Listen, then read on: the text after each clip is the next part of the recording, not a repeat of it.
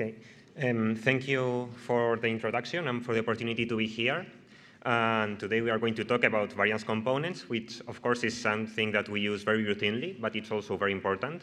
For instance, now that we use genomic selection a lot, we know that it can deplete additive variance very fast. And the first step for preserving additive variance is to actually know how much we have. So the a very common way to get the estimate for the variance component is to just fit a linear mixed model and use restricted maximum likelihood. But as we will discuss in this presentation, that has some issues, and we will show which ones and why, and we will also propose some ways to solve it. Okay. This talk is based on this paper that we recently published, and we will be focusing strictly on additive variance. These discussions apply to any variance component, but just for the sake of simplicity in this talk, we will narrow it down. And first, we will explain all the methods that we've considered for estimating variance and compare them. And then in a second part, we will also tell how we can get the uncertainty for the estimations. Okay, so to start, we all know what additive variance is. Imagine that we have a tiny population with just 2 individuals, and we have these true breeding values. These are the true breeding values. Then the additive variance is simply the variance of these 3 values.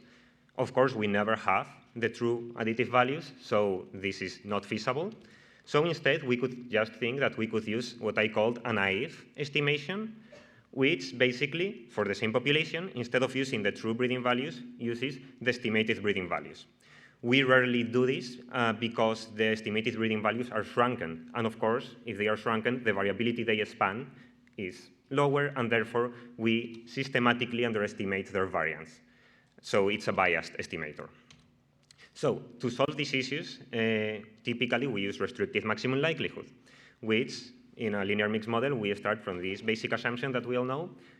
True additive values follow a normal distribution that is centered around 0, and has a variance covariance structure that is determined by the G matrix, which in this case would be the genomic relationship matrix, and a scaling factor. I called it sigma squared REML. And this scaling factor is the one that is estimated by restricted maximum likelihood and is what we often use as the estimator for additive variance. But here we have the first issues. Let's imagine that this is the true covariance structure for the additive values.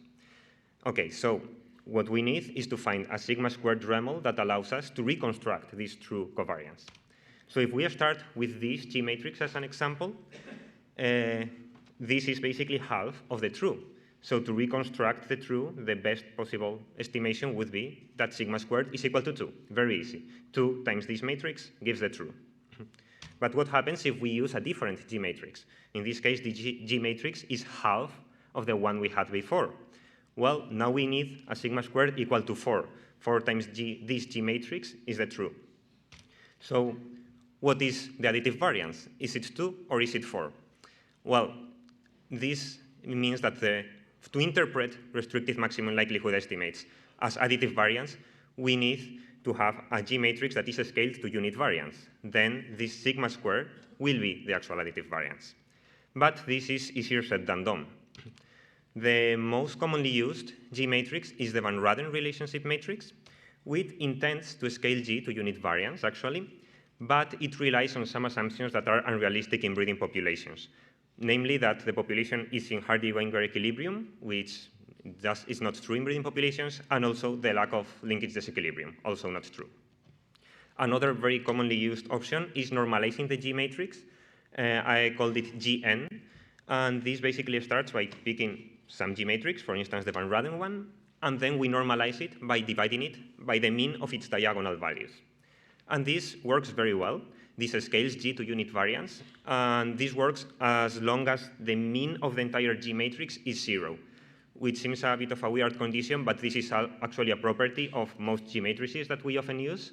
So we are good, basically. This method, for all the G matrices we usually use, works, and all the matrices we used in our work also met this condition.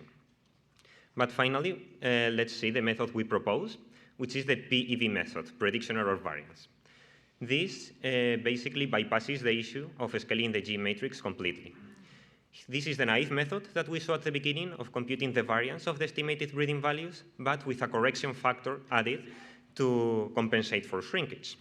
So from the Henderson equations, we know that the variance of the estimated breeding values is the variance of the true ones minus their prediction error variance. With a very simple rearrangement, we get that the additive variance is the variance of the true breeding values. What we want is the variance of the estimated breeding values, easy to get, and their prediction error variance, which the previous speaker told us very nicely how we can get. So with this, we have all the methods that we used in our work, and now we go to the comparison between them to see which one has less bias.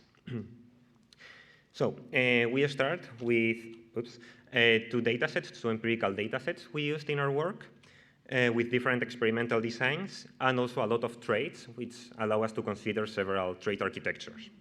Next, in this column, we have the value for the actual additive variance.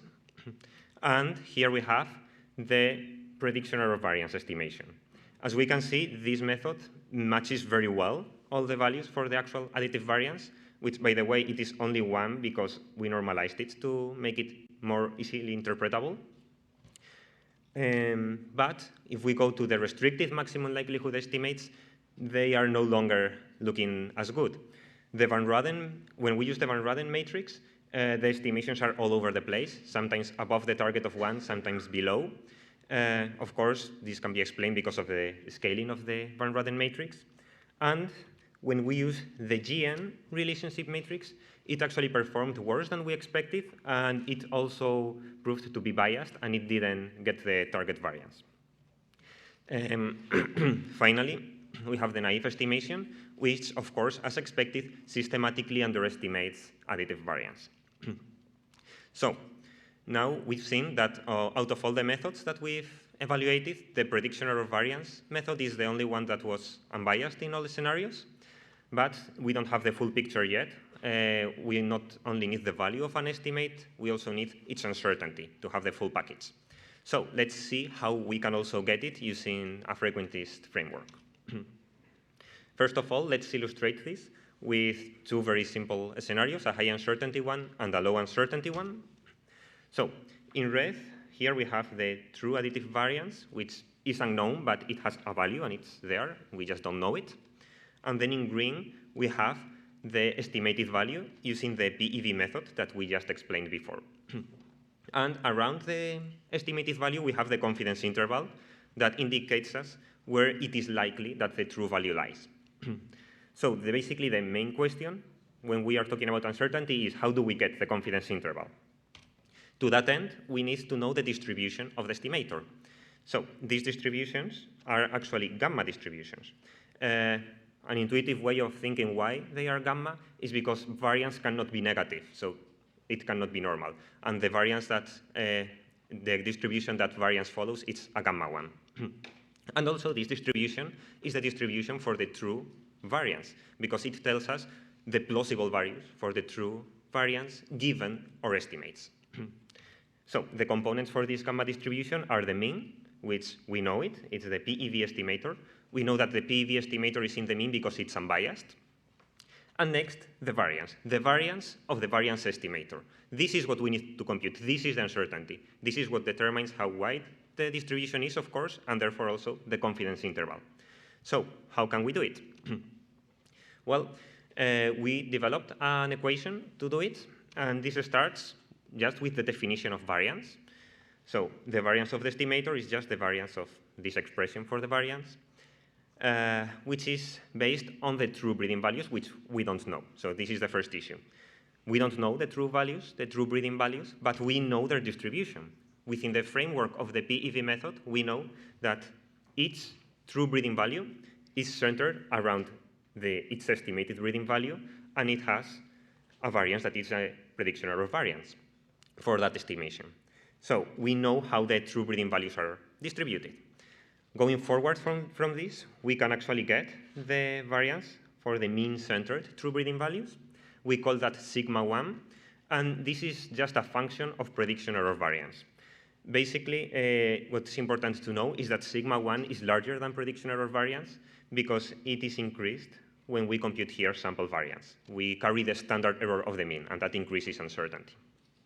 Next, we have to square this expression, and sigma 2 is the variance for this squared expression, and it is just a function of sigma 1, which we previously calculated, and the vector of estimated additive values. So basically, we have everything we need to compute sigma 2. And finally, the uncertainty, the variance of the variance estimator, is just the sum of all elements of sigma 2 divided by n minus 1 squared, with n being the number of elements of the sigma 2 matrix. This is just the gist of the main steps we followed in our mathematical derivation. Of course, if you want a step-by-step and detailed derivation, it is available in our paper. Okay, so now we've explained how to get the estimator, unbiased estimator for the variance using the PEV method, and also its uncertainty. And we've also seen that it is a better idea to use this than just directly interpreting restrictive maximum likelihood as additive variance.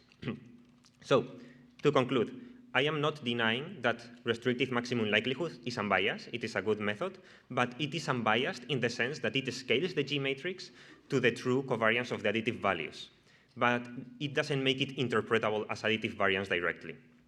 So, to that end, we recommend using this PEV method to get the actual value for the estimate of additive variance, and we've also described an equation that allows us to get the uncertainty for this estimation.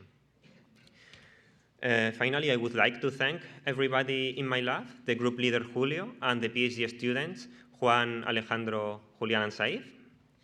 And now I will be happy to answer any questions.